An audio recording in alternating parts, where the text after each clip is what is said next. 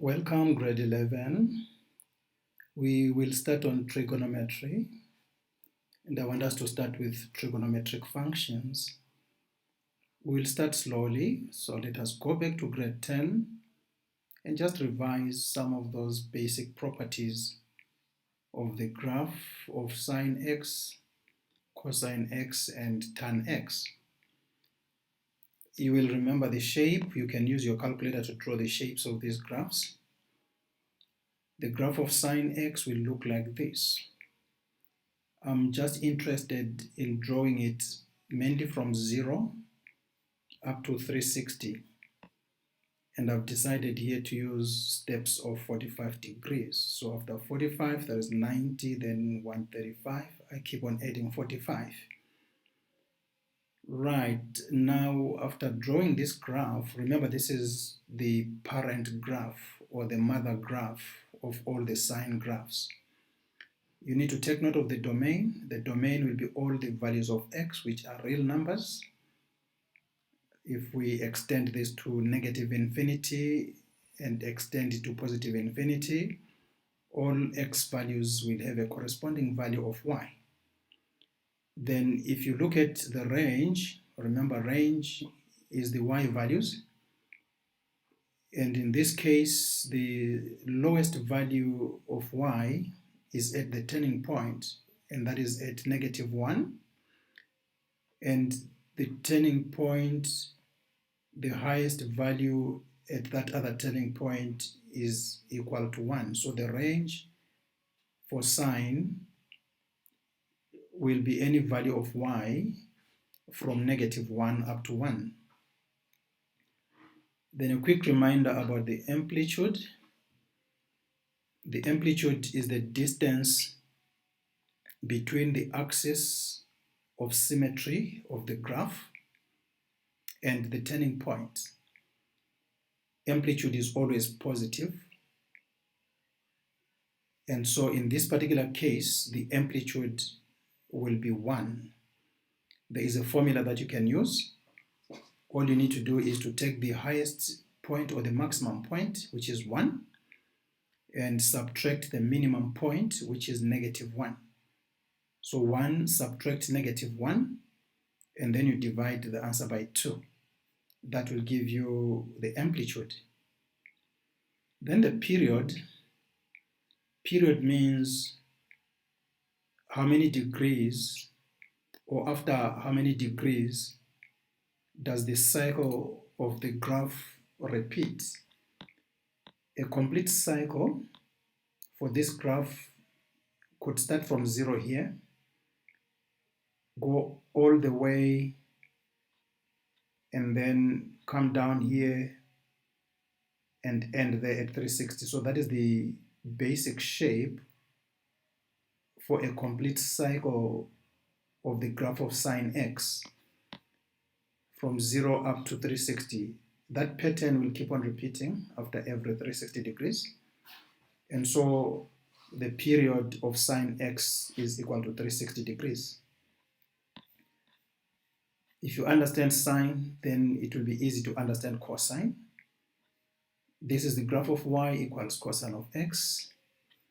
I also am interested in starting from 0 degrees up to 360 degrees. So when x is 0, cosine of x will be equal to 1. When x is 90 degrees, cosine of x will be 0, and so on and so on. So what is the domain of the function cosine? Again, x can be any value. We can take any value of x from -infinity up to positive infinity, and that will give us the domain. So x is an element of all the real numbers. Then the range. If you look at this graph, the turning point up here is a +1, and down here it's a -1, and that will be the case right up to positive infinity. So we conclude that the range again for cosine are all the values of y from -1 up to 1. The amplitude, once again, can be found by subtracting the lowest value from the highest value. The maximum value is 1, the minimum value is -1. So we subtract 1, subtract -1, and divide the answer by 2. So the amplitude will also be equal to 1. The period start from 0 and stop at 360. That is the pattern that is going to be repeating for cosine. That thing that looks like a U, that defines a full cycle for the function cosine of x. So the graph is repeating after every 360 degrees. And so the period of cosine is also 360 degrees.